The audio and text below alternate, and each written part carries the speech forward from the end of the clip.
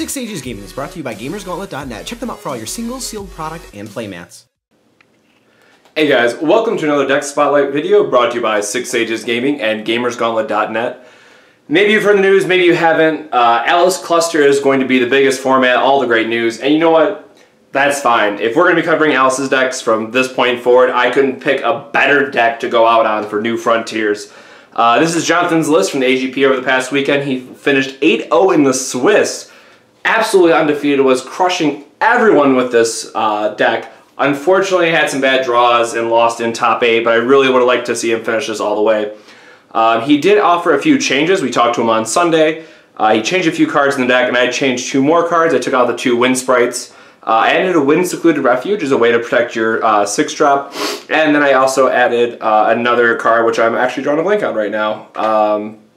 Oh, the other orb, because it's super awesome with Reflect. Turns out, so the orb and the wind Secluded Refuge, or the 4th orb I should specify, are the 2 extra cards. So he really liked the list. It has a lot of control magics. You can resolve your threats.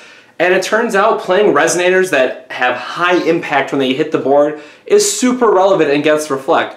Unfortunately, without the great dual stones and things of that nature, this deck probably won't be as good in Alice Cluster, but I am super happy that we got to see something like this right at the end for New Frontiers. So first we'll talk about the ruler. Probably won't need much introduction. We'll talk about the stone base, and then we'll get into the main deck itself.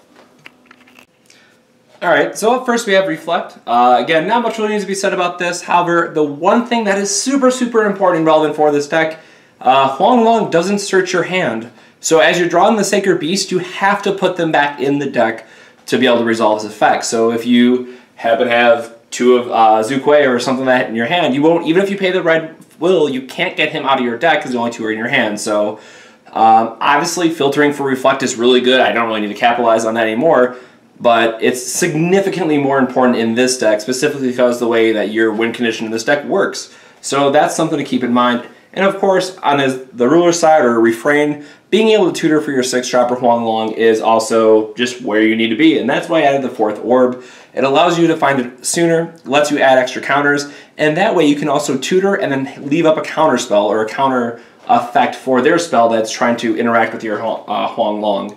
So Reflect just does everything that you would want it for the deck. And of course, for the dual stones or for the stone deck, we need to be able to play all our colors because you must tap 1 will attribute for each Sacred Beast you want to play. So we have 3 Blasting Waves for your red source.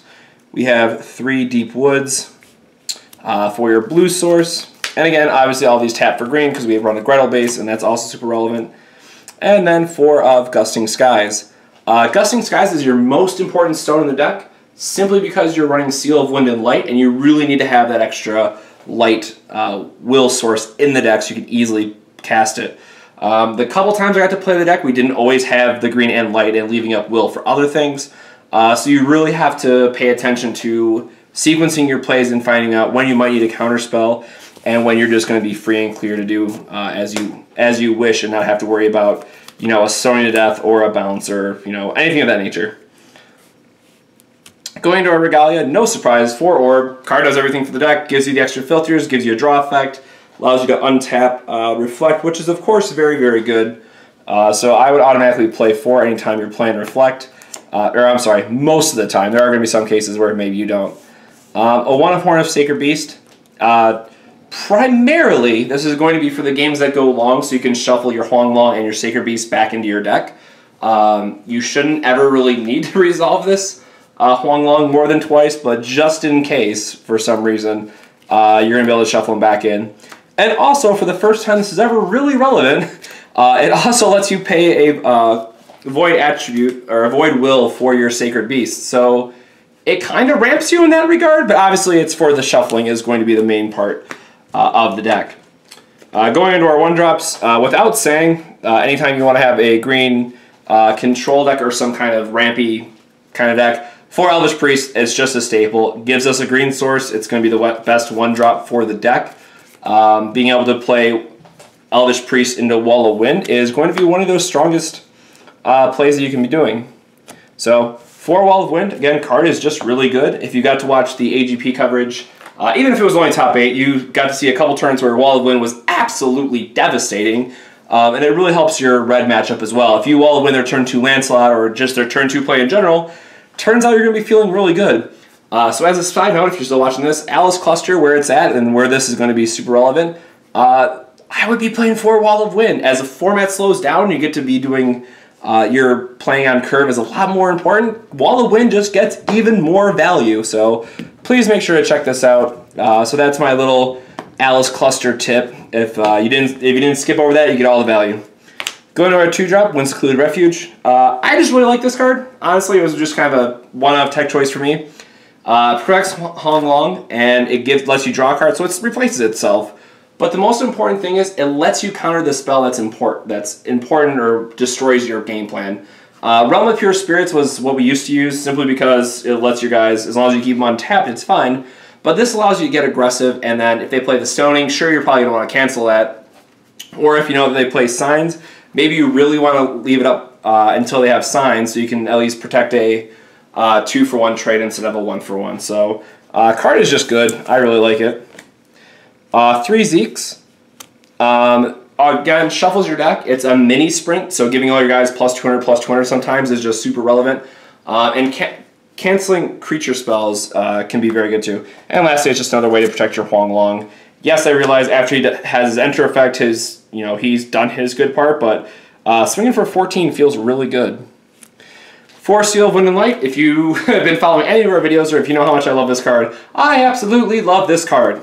And now that we're going towards an Alice Cluster, this is another card that I expect to see go way up in terms of people that are playing it. Obviously, Kaguya has the best will base that gets to, or stone base, I should say, that gets to use this card. And go figure, since she's on it, she should get to use it. But I truly do feel that we're going to be seeing a lot more of this card now. As the format slows down and more control decks become relevant, it turns out just being able to cancel all your opponent's spells for 1 is really good. Sorry about that pinging notification in the back. I forgot to silence my phone. And then lastly, for our 2-drops, Gretel, I'm going to miss you. I love these promos. I love the art. I love the effect. I'm really going to be sad to see this go, but it shouldn't need much explanation. It ramps the stone into play. It lets you get into your Huang Long even quicker, and it can just chump block at times when it's relevant. So it's just going to be a great card. It's going to be played in Wanderer, I would imagine, the green-based control decks. So that's something to keep in mind, so I'm definitely going to be holding out of my playset of Gretels.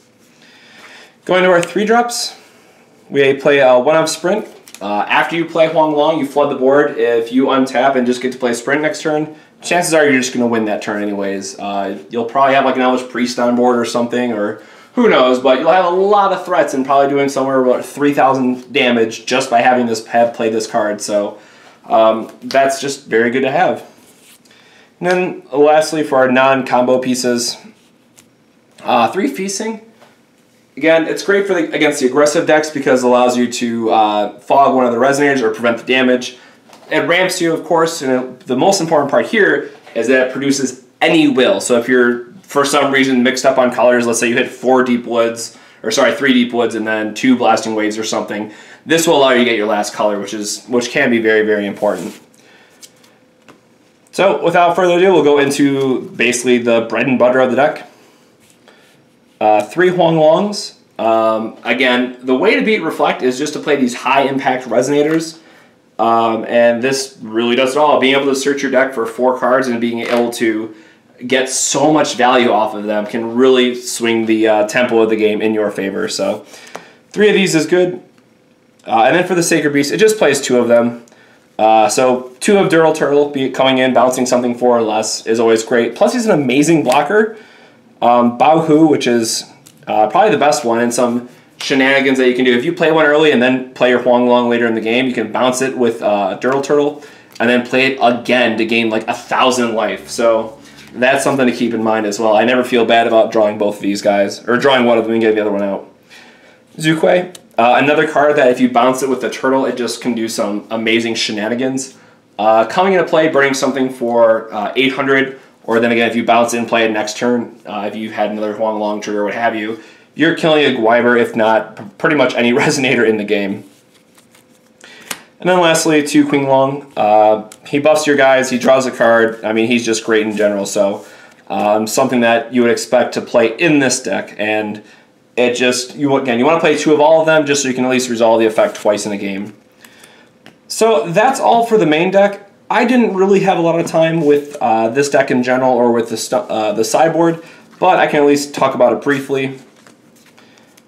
So we have three Susans, no real explanation here. We don't want to see any Wyvers, and sometimes you can just foil your opponent's plans. If you counter their rogue, it's going to be really hard for them to see another. So if you go counter into Susan, you're going to be feeling pretty good about that matchup.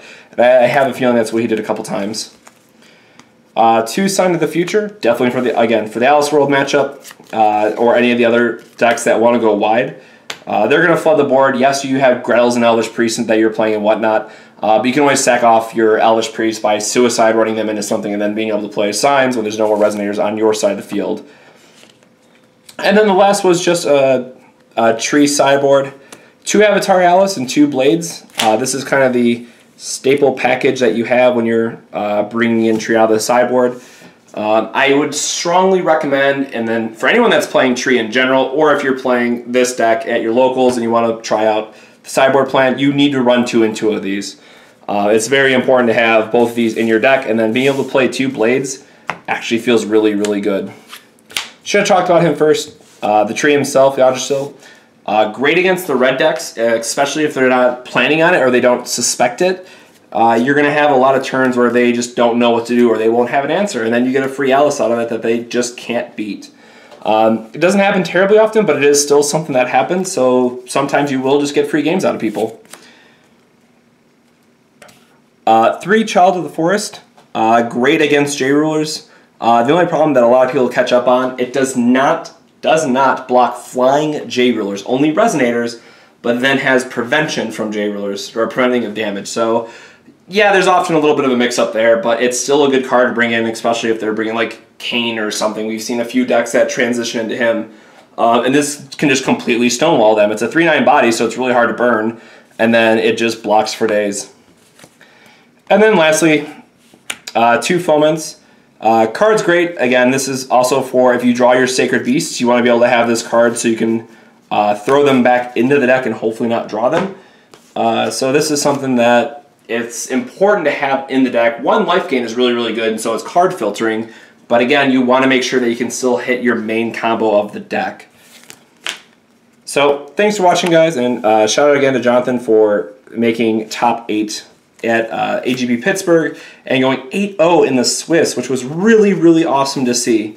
I really wish he would have taken down the entire thing if I was being honest, because I really love this more control, play this big dude that gets insane value, and go from there. So if you guys want to see more New Frontiers-based deck spotlight videos, let us know in the comments. Otherwise, we might take a week off and just work on Alice Cluster stuff, because I have a feeling that's where a lot of players are going to go. So make sure to drop us a comment, make sure to like, subscribe for all future videos, but let us know what you want to see. We've always been doing this for the community first and foremost, so it's going to be interesting to see where people's interests lie. But again, we might take a week off just so we can brew some decks, do some testing, because we haven't done any testing at all for Alice Cluster, so that's going to be very interesting. And last but not least, check out gamersgauntlet.net for all your TCG needs. And we do have Force of Will singles on that website as well. So make sure to give them love and support, guys. They let us do pretty much everything that we do in the shop, and they are one of the biggest stores for Force of Will in the Midwest. So thanks for watching. Hope you guys like this deck, and we'll catch you on the next 6 Sages Gaming Deck Spotlight. Have a good one. Thank you so much for watching. Be sure to hit that like button and leave us a comment with what you thought of the video. Don't forget to subscribe to 6 Sage Gaming and check out some of the deck spotlights, duel series, and Force of Community videos that are already on the channel. We also have a Facebook and a Twitter, so feel free to find us there. Lastly, if you have a deck that you would like featured in a video, be sure to drop us a comment below. Until next time, take it easy.